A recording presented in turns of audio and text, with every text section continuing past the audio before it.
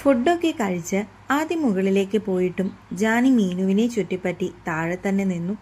ഇപ്പോൾ അവൻ്റെ മുന്നിൽ പോയി പെടുന്നത് നല്ലതിനായിരിക്കില്ല എന്നവൾക്ക് അറിയാമായിരുന്നു. അടുക്കളയൊക്കെ ഒരുക്കി പുറത്തിറങ്ങുമ്പോഴേക്കും തൻ്റെ പുറകെ വാലുപോലെ നടക്കുന്നവളെ മീനു സംശയത്താൽ ഒന്ന് നോക്കി. എന്താ ജാനൂട്ടി, കിടക്കുന്നില്ലേ? പോകുക. അവൾ അത് പറഞ്ഞപ്പോഴേക്കും മുകളിൽ നിന്ന് ആദിയുടെ ജാനി എന്നുള്ള വിളി എത്തിയിരുന്നു. അവൾ ഒരു വളിച്ച ചിരിയോടെ മീനുവിനെ നോക്കി.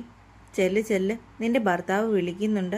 അമ്മയുടെ സംസാരത്തിൻ്റെ ടോൺ മാറിയതും ജാനി അവിടുന്ന് മുങ്ങി. റൂമിന് മുന്നിലെത്തിയതും അകത്തേക്ക് കയറാതെ അവൾ ഡോറിന് പുറത്തു നിന്ന് പരുങ്ങി കളിച്ചു. ഇനിയും അവൻ എന്തൊക്കെയാണ് പറയാൻ പോകുന്നതെന്നുള്ള പരിഭ്രമമാണ് അവൾക്ക്. എന്തായാലും അത് തനിക്കുള്ള 8ന്റെ പണിയായിരിക്കുമെന്നവൾക്ക് നല്ല ബോധ്യമുണ്ട്. എന്നാൽ പെട്ടെന്ന് ഡോർ തുറന്നൊരു കൈ വന്ന് അവളെ വലിച്ച് റൂമിനുള്ളിലേക്ക് കയറ്റിയത് വീഴുമെന്ന ധാരണയിൽ ജാനി കണ്ണുകൾ ഇറുകി അടച്ചു. എന്നാൽ കുറച്ചു നേരമായിട്ടും ഒന്നും സംഭവിച്ചില്ല എന്ന് മനസ്സിലായതും അവൾ മെല്ലെ കണ്ണുകൾ ചിമ്മി തുറന്നു. ആദിയുടെ നെഞ്ചിലേക്ക് ചാരി നിൽക്കുകയാണ്. ഒളിച്ചു കളിക്കുവാണോ കുഞ്ഞേ? ആദിയുടെ ചോദ്യത്തിന് അവൾ 2 തോളും പൊക്കി കാണിച്ചു. എന്നാൽ വാ, ഏട്ടൻ ബാക്കി റൂളും കൂടെ പറഞ്ഞു തരാലോ. ജാനിയുടെ കൈയും പിടിച്ച് ആദി കട്ടിലിലേക്ക് പോയിരുന്നു. ഒരു പാവ കണക്കെ അവളും അവൻ്റെ പുറകെ പോയി. കട്ടിലിരിക്കാൻ പോയവളെ അവൻ വലിച്ച് മടിയിലിരുത്തി. ജാനി കണ്ണും മിഴിച്ചുകൊണ്ട് അവനെ നോക്കി. പറയട്ടെ. അവൾ യാന്ത്രികമായി തന്നെ സമ്മതാർത്ഥത്തിൽ തലയാട്ടി.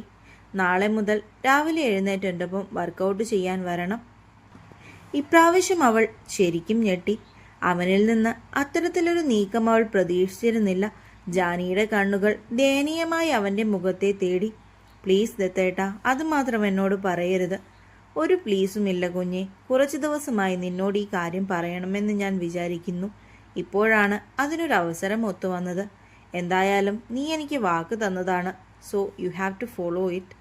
അതൊക്കെ പറയുമ്പോഴും അവൻ്റെ മുഖത്ത് നിറഞ്ഞു നിൽക്കുന്ന കള്ളച്ചിരി കാണേ ജാനിക്കാകെ വിറഞ്ഞു കയറി. ദൈവമേ, ഏതു നേരത്താണോ എന്തോ എനിക്ക് മാത്രം എന്താ എപ്പോഴും ഇങ്ങനെ പുറകെ പുറകെ പണി കിട്ടിക്കൊണ്ടിരിക്കുന്നത്?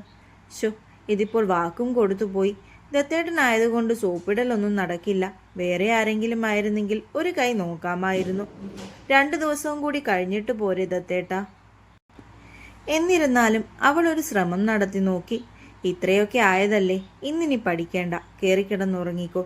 രാവിലെ 5 മണിക്ക് എഴുന്നേൽക്കാനുള്ളതല്ലേ. അവളുടെ ചോദ്യം കേട്ടെങ്കിലും അവൻ ഇങ്ങനെയാണ് മറുപടി കൊടുത്തത്. അതും കൂടി ആയപ്പോഴേക്കും ജാനി ചാടിത്തുള്ളി അവൻ്റെ മടിയിൽ നിന്ന് എഴുന്നേറ്റ് പോയി കട്ടിലിന് മറുപുറം കയറിക്കിടന്നു. ഒരു കിസ് തന്നിട്ട് പോകുഞ്ഞേ, ആദ്യം ഇച്ചിരി ഉച്ചത്തിൽ തന്നെ അവളോട് ചോദിച്ചു. ജാനിയുടെ കാട്ടിക്കൂട്ടലുകൾ കണ്ട് അവന് ചിരി വരുന്നുണ്ടായിരുന്നു. നോക്കിയിരുന്നോ, എൻ്റെ പട്ടി തരും. അവൾ ഉള്ളിൽ തികട്ടി വന്ന കലിയോടെ പിറുപിറുത്തു. എന്താ? ജാനി പറഞ്ഞത് എന്താണെന്നവൻ വ്യക്തമായി കേട്ടില്ല. ഒന്നുമില്ല, എനിക്ക് ഉറക്കം വരുന്നുണ്ടെന്ന് പറഞ്ഞതാണ്. ഞാൻ ഉറങ്ങാൻ പോകുക. ജാനി അവനോട് തട്ടിക്കയറിക്കൊണ്ട് തലവഴി പുതപ്പ് മൂടി. ജാനി, കുഞ്ഞെ എഴുന്നേറ്റ്. രാവിലെ തന്നെ ജാനിയെ എഴുന്നേൽപ്പിക്കാനുള്ള കഠിന ശ്രമത്തിലാണ് ആദി. ജാനിയാകട്ടെ പുതപ്പും പുതച്ച് ചുരുണ്ടുകൂടി സുഖമായ ഉറക്കത്തിലാണ്. അവൻ എത്രയൊക്കെ തട്ടി വിളിച്ചിട്ടും അവൾ എഴുന്നേൽക്കുന്നുണ്ടായിരുന്നില്ല. അവസാന ശ്രമം എന്നോണം അവൻ കയ്യിലേക്ക് കുറച്ച് വെള്ളമെടുത്ത് അവളുടെ മുഖത്ത് കുടഞ്ഞു. ഉറക്കം മുറിഞ്ഞതിനുള്ള ചിണുങ്ങലോടെയാണ് അവൾ കണ്ണു തുറന്നത്. ബെഡിൽ തൻ്റെ അരികിലായി ഇരിക്കുന്നവനെ നോക്കി ജാനി നെറ്റി ചുളിച്ചു. കുറച്ചു നേരം കൂടി ഉറങ്ങട്ടെ ദത്തേട്ട, അവൾ കണ്ണും തിരുമ്മിക്കൊണ്ട് അവനോട് പറഞ്ഞു. എന്നാൽ ആദ്യം അതിനൊന്നും സമ്മതിക്കാതെ അവളെ പിടിച്ച പിടിയാടെ കട്ടിലിൽ നിന്ന് പൊക്കിയിരുത്തി. ജാനി ഉറക്കത്തിൻ്റെ ആലസ്യത്തിലിരുന്ന് ആടുന്നുണ്ട്. സാധാരണ 7 മണി കഴിയാതെ കണ്ണു തുറക്കാത്തവളാണ്. ചെല്ല്, വാഷ്റൂമിൽ പോയിന്ന് ഫ്രഷ് ആയിട്ട് വാ. അപ്പോഴേക്കും ഈ ഉറക്കക്ഷീണമൊക്കെ മാറിക്കോളും.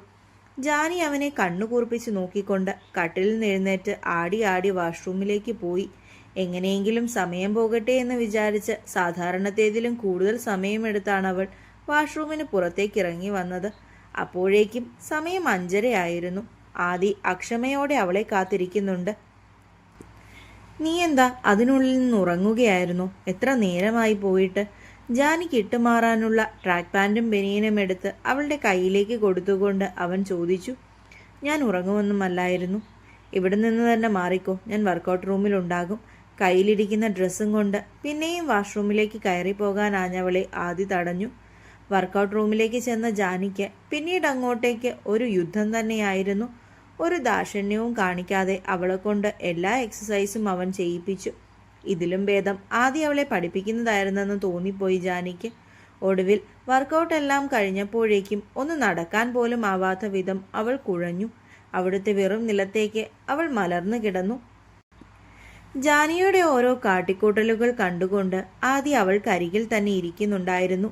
തന്നേക്കാൾ എത്രയോ അധികം വർക്കൗട്ട് ചെയ്തിട്ടും ഇപ്പോഴും ഒരു മടുപ്പില്ലാതെ പയറുപോലെ ഇരിക്കുന്നവനെ കാണി ജാനിക്ക് ആകെ വിറഞ്ഞു കയറി. വാ, റൂമിൽ പോകാലോ, ഇനിയും ഇരുന്നാൽ കോളേജിൽ പോകാൻ ലേറ്റ് ആകും. അത് കേൾക്കേണ്ട താമസം. അവൾ അവനെ ചിറഞ്ഞു നോക്കി. അവളുടെ നോട്ടമൊക്കെ കണ്ട് ആദിക്ക് ചിരിയാണ് വന്നത്. എന്നാലും ഇപ്പോൾ ചിരിക്കുന്നതത്ര പന്തിയല്ല എന്ന് മനസ്സിലാക്കി ഉള്ളിൽ പൊട്ടി വന്ന ചിരിയെ എങ്ങനെയൊക്കെയോ അവൻ തടഞ്ഞു നിർത്തി. ഞാൻ ഇന്ന് വരുന്നില്ല. ജാനി കിടന്നിടത്തു നിന്നും ഒരടി പോലും അനങ്ങാതെ അവനോട് പറഞ്ഞു. അതെന്താ? എനിക്ക് മേലാകെ വേദന എടുക്കുന്നു. അതൊക്കെ 2-3 ദിവസവും ഉണ്ടാകും. അതും പറഞ്ഞ് എൻ്റെ കുഞ്ഞ് വരാതിരിക്കാമെന്ന് വിചാരിക്കേണ്ട. ഒന്ന് ചൂടുവെള്ളത്തിൽ കുളിക്കുമ്പോഴേക്കും ആ വേദനയൊക്കെ കുറഞ്ഞോളും. ആദ്യം അവളെ നിലത്തു നിന്നും എഴുന്നേൽപ്പിച്ചു നിർത്തി ഒരുവിധം ഉന്തിത്തള്ളി അവളെ റെഡിയാക്കാനായി വിട്ടു. വർക്കൗട്ടും കോളേജിൽ പോക്കും പഠിത്തവും ഇടയ്ക്കുള്ള കുഞ്ഞു കുഞ്ഞു റൊമാൻസും എല്ലാമായി പിന്നീടുള്ള ദിവസങ്ങൾ വേഗം ഓടി മറഞ്ഞു. ഇന്നാണ് കോളേജിൽ ടൂർ പോകേണ്ട ദിവസവും സ്ഥലവുമൊക്കെ തീരുമാനിക്കുന്നത്. 3 ദിവസത്തേക്കുള്ള ടൂറാണ്. എല്ലാവരും കൂട്ടം കൂടിയിരുന്ന് വലിയ ഡിസ്കഷനിലാണ്. ഡേറ്റ് 20-ാം തീയതിയിലേക്ക് തീരുമാനിച്ചു. ഇനിയും 10 ദിവസം കൂടിയുണ്ട്. എന്നാലും എവിടേക്കാണ് പോകേണ്ടതെന്ന കാര്യത്തിൽ ഒരു ഒത്തുതീർപ്പിലെത്താൻ ആർക്കും സാധിച്ചില്ല. ഒടുവിൽ ആദ്യം വന്ന് നറുക്കിട്ടെടുത്താണ് പോകേണ്ട സ്ഥലം തീരുമാനിച്ചത്. ഊട്ടിയിലേക്കാണെന്നറിഞ്ഞതും പിള്ളേർക്കെല്ലാം ആവേശമായി. എന്താണ് കുഞ്ഞെ ഇത്ര വലിയ ആലോചന?